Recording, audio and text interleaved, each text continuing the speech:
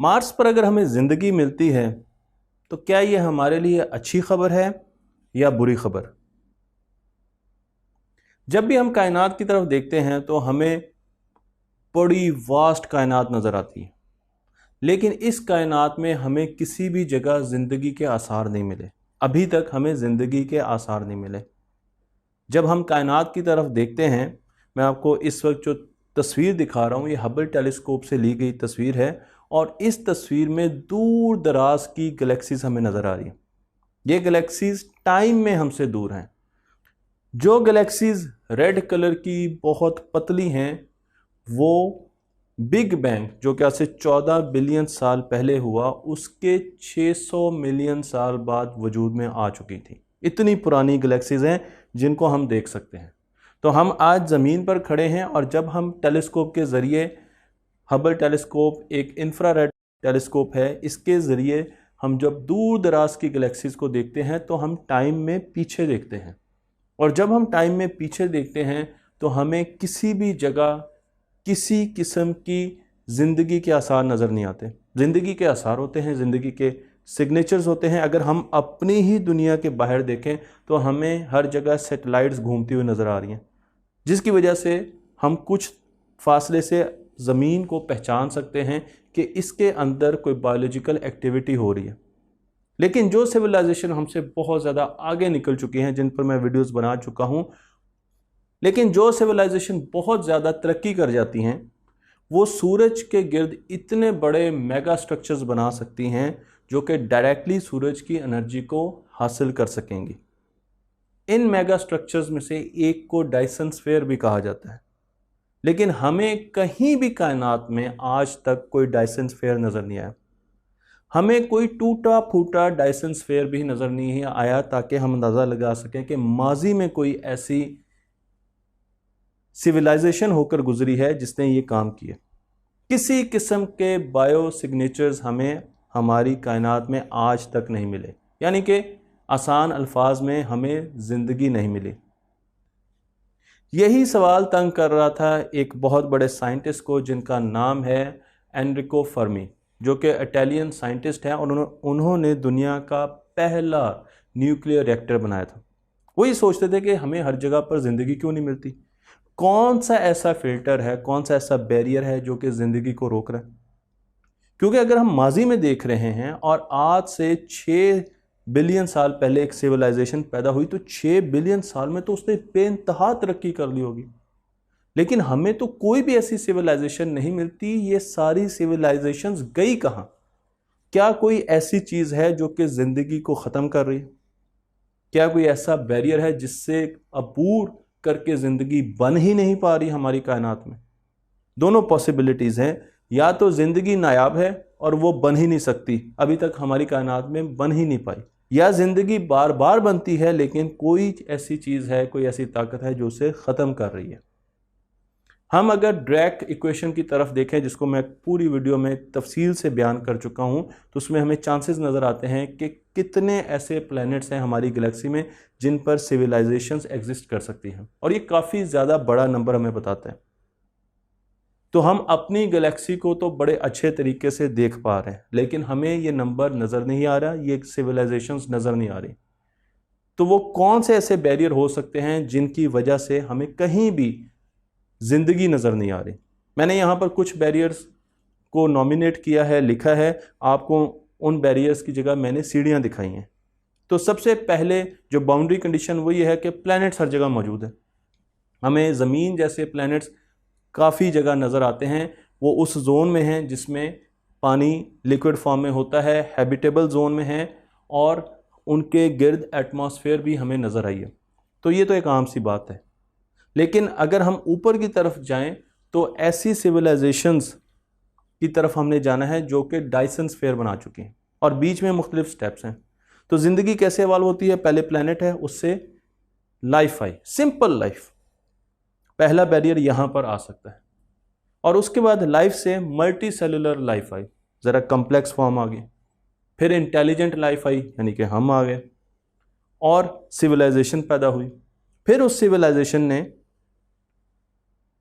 अपने solar system को conquer किया, और उसने इतने बड़े बड़े मेगा स्ट्रक्चर्स बनाए सूरज के गिर्द, अपने सितारों के गिर्द, कि हम उनको डिटेक्ट कर पा रहे हैं। और ये पूरा तरीका है कि किस तरीके से एक सिविलाइजेशन इवॉल्व करती है। लेकिन कोई ऐसा बैरियर है जो कि इन स्टेप्स को रोक रहा है, वरना हमें हर जगह पर जिंदगी नजर आती। तो लेट्स अज्यूम कि ये स्टेप पहले नंबर पर है, यानी कि प्लैनेट्स तो हर जगह पर मौजूद हैं, लेकिन प्लैनेट्स से लाइफ नहीं प्रोड्यूस हो रही।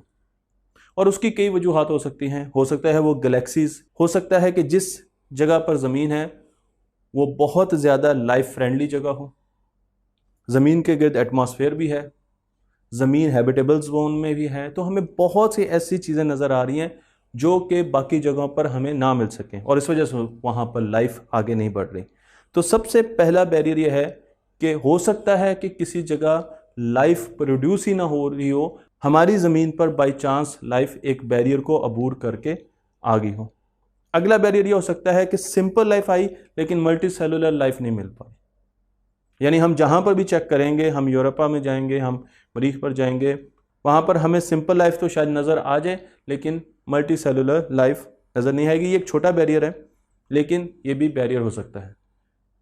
फिर अगला बैरियर ये भी हो सकता है कि मल्टी सेलुलर लाइफ तो है लेकिन इंटेलिजेंट लाइफ नहीं बन पा रही। कोई ऐसी चीज़ है जो कि यूनिवर्स में हर जगह इंटेलिजेंट लाइफ को बनने नहीं दे रही, यानी इंसानों की तरह के लोग प्रोड्यूस नहीं हो रहे मुख्तलिफ जगह पर। ये एक बहुत बड़ा बैरियर हो सकता है। और आखिरी बैरियर जो मैंने बैरियर्स लिए हैं उनमें है कि एक सिविलाइजेशन तो है, इंटेलिजेंट लाइफ है, लेकिन उससे एक यूनिवर्सल सिविलाइजेशन नहीं बन पा रही जो कि इतने बड़े स्ट्रक्चर्स बना सके जो दूर से नजर आए। तो ये कुछ बैरियर ऐसे हैं जो कि हो सकते हैं। कुछ बैरियर ऐसे हैं जो हमसे पहले गुजर चुके हैं, कुछ सीढ़ियां हैं जो हमसे पहले हैं, और कुछ सीढ़ियां हैं जो हमसे आगे हैं, यानी वो बैरियर अभी आने हैं।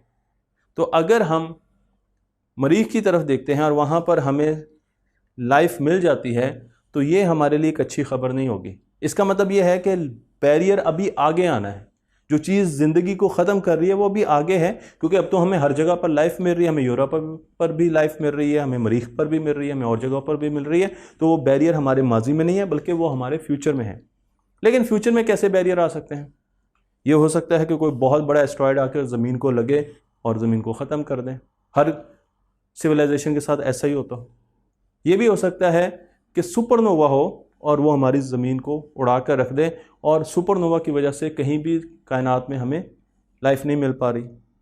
ये भी हो सकता है कि ज़मीन पर अर्थक्वेक आ जाए। ये सब पॉसिबिलिटीज़ हैं जो कि साइंसदानों ने लिखी हैं। ये भी हो सकता है कि पेंडेमिक फैले, एक ऐसी बीमारी फैले जिससे सब मर जाएं, और हर जगह पर यही होता हो कि जब इंसान तरक्की करके एक ख़ास मौके पर आता है, इंडस्ट्रियलाइजेशन करता है, तो ऐसी बीमारियाँ थी जो सबको ख़त्म कर देती हैं। जंगें हो जाती हैं जब इंसान इतनी तरक्की कर लेता है कि ऐसे वेपन्स बना सकता है कि एक दूसरे को ख़त्म करे, तो जंगों की वजह से हर जगह पर ज़िंदगी ख़त्म हो जाती है और हमें कहीं भी ज़िंदगी नज़र नहीं आती। ये भी हो सकता है कि रोबोट्स बनाए और वो हमारे ख़िलाफ़ बगावत कर दें, हमें मार दें, लेकिन फिर हमें रोबोट्स तो नज़र आने चाहिए, वो भी नज़र नहीं आते। एक पॉसिबिलिटी ये है कि कोई एलियन सिविलाइजेशन ऐसी है जिसे हम डिटेक्ट नहीं कर पा रहे, लेकिन जब भी कोई लाइफ की फॉर्म आती है वो कुछ अरसे के बाद उसको ख़त्म कर देती है। एक पॉसिबिलिटी ये भी है कि हम सोलर सिस्टम से बाहर ही नहीं निकल पा। हर लाइफ की फॉर्म सोलर सिस्टम के तमाम रिसोर्सेज इस्तेमाल करेगी, लेकिन वो सोलर सिस्टम से अपने अपने सोलर सिस्टम से बाहर नहीं निकल पाती। इतने रिसोर्सेज नहीं होती, इतनी टेक्नोलॉजी नहीं होती, और इन द एंड एनर्जी के ख़त्म होने की वजह से वो ख़त्म हो जाती है। तो बहुत से ऐसे तरीके हैं, ऐसे फिल्टर्स हैं जो फ्यूचर में आ सकते हैं, जिसकी वजह से हो सकता है हमारी सिविलाइजेशन का भी इख्तिताम हो। तो अगर तो ये फ़िल्टर हमारे माजी में है, जिस तरीके से यहाँ पर मैं आपको दिखा रहा हूँ ईंटों के ज़रिए, कि अगर ये फ़िल्टर माजी में है, इनके चांसेस ये हैं कि ये माजी में गुजर चुके हैं, तो फिर तो काफ़ी अच्छी खबर है हमारे लिए। हमारी सिविलाइजेशन आगे बहुत तरक्की करेगी, लेकिन फ्यूचर में भी कुछ ना कुछ फ़िल्टर्स आएंगे, कुछ ना कुछ ऐसी नागहानी आफतें हम पर आएंगी। लेकिन कुछ लोगों का ख्याल ये है कि हमें दूसरी जगहों पर ज़िंदगी मिलने का मतलब ये होगा कि ये फ़िल्टर हमारे मुस्तकबिल में है। हमें कोई भी फॉर्म अगर मरीख पर मिलती है या यूरोपा पर मिलती है या और प्लैनेट्स पर मिलती है, तो ये फ़िल्टर्स आगे आएंगे, और अगर ये फ़िल्टर्स फ्यूचर में आएंगे तो इसका मतलब ये है कि एक ऐसी क़यामत हमारा इंतज़ार कर रही है जो कि इंसानियत को ख़त्म कर देगी। और यही होता आया है हमारी पूरी कायनात में। फ़िल्टर्स दो किस्म के हो सकते हैं। एक फ़िल्टर वो है जो एक ही मरतबा हमारे सामने आएगा और अगर उसको अबूर कर लिया तो दोबारा नहीं आएगा। लेकिन दूसरा फ़िल्टर बार बार ट्राई अगेन है कि अगर आप उस फ़िल्टर में फंस गए तो अब आप बार बार मुख्तलिफ़ तरीक़ों से उस फ़िल्टर को अबूर करने की कोशिश करेंगे। अगर हम अपनी दुनिया को देखें तो अगर लाइफ स्पैन को फ्यूचर का सामने रख कर देखा जाए तो 6 बिलियन साल, 6 बिलियन साल का एक एस्टिमेट है। 4 बिलियन साल तो हमारी ज़मीन की ज़िंदगी है और उसके ज़मीन के बनते ही कुछ अरसे बाद लाइफ आ चुकी थी, इसलिए 4 और 2 बिलियन साल हमने फ्यूचर में रखे। तो यहाँ पर मैं आपको तस्वीर दिखा रहा हूँ कि 6 बिलियन साल में एक सिविलाइजेशन बिल्कुल पैदाइश से लेकर एक यूनिवर्सल सिविलाइजेशन बन सकती है। तो हर जगह पर जहाँ पर भी लाइफ पैदा होगी उसको 6 बिलियन साल के गिर्द चाहिए होंगे कि वो इस लेवल को अचीव कर सकें। तो अगर एक सिविलाइजेशन आज से 13 बिलियन साल पहले पैदा हो गई तो वो तो कब से 6 बिलियन साल गुजार चुकी होगी और उसे तो बहुत ज़बरदस्त होना चाहिए। हमें हर जगह पर लाइफ ही लाइफ नज़र आनी चाहिए, लेकिन ऐसा है नहीं, क्योंकि आप देखें तो यहाँ पर जो मेजर इवेंट होता है, जो भी मेजर बैरियर है वो 2 बिलियन साल के बाद आ रहा है। आप एरोस को देखें तो लाइफ जो है उसके बाद आगे जो हमारा फिल्टर आता है यूकैरियोट्स जो आते हैं वो 2 बिलियन साल के बाद आते हैं। फिर इसी तरीके से उससे अगला फिल्टर, उससे अगला फिल्टर, तो हर 2 बिलियन साल के बाद एक मेजर फिल्टर हम अबूर करते हैं। छोटे बैरियर्स तो हम अबूर करते रहते हैं और इनमें से अगर तो वन टाइम फिल्टर आया फिर तो ठीक है, एक ही मरतबा आएगा और हम अबूर कर गए तो ठीक है, नहीं अबूर किया तो लाइफ वहाँ पर ख़त्म हो जाएगी। लेकिन ऐसे फिल्टर भी हैं जो ट्राई अगेन है, यानी आप लाइफ उसको अबूर नहीं कर पाती तो फिर दोबारा कोशिश करती है और एक विंडो जो है वो 2 बिलियन साल की है। तो साइंसदानों का ये ख्याल है कि अगर लाइफ ऐसे फिल्टर में फंस गई किसी भी जगह पर जहाँ पर ट्राई अगेन फिल्टर लगा हुआ है तो वो विंडो जो लाइफ की विंडो है, जो 6 बिलियन साल की विंडो हम कह रहे हैं, लाइफ को बनने में ट्रिलियन ईयर्स भी लग सकते हैं।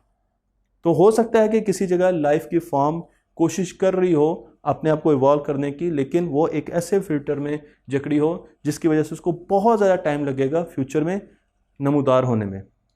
तो ये सारी ऐसी थेरीज़ हैं, हाइपोथेसिस हैं। मैं बिल्कुल ये नहीं कह रहा कि ये कहानियाँ इस वक्त एविडेंस के तौर पर सामने है, जिस तरीके से बहुत सी वीडियोस ऐसी होती हैं जिनमें मैं आपको एविडेंस दिखाता हूँ, लेकिन ये सारी की सारी ऐसे हाइपोथेसिस हैं जिनको हम देखते हैं। लेकिन 2 हाइपोथेसिस ये भी हो सकते हैं कि एवोल्यूशन भी एक बैरियर है, यानी मल्टी सेलुलर ऑर्गेनिज्म से इंटेलिजेंट लाइफ कैसे बनी, ये भी एक बैरियर है। हम ये समझते हैं कि ये बैरियर हमने अबूर किया है, लेकिन क्या अगर हमने ये बैरियर अबूर ना किया हो तो? और दूसरी चीज़ ये है कि अगर हमें मार्स पर ज़िंदगी मिलती है तो क़यामत अभी आने वाली है। तख्ते ऑनलाइन को लाइक कीजिए, शेयर कीजिए और इस इल्म को दूसरों तक पहुंचा दीजिए।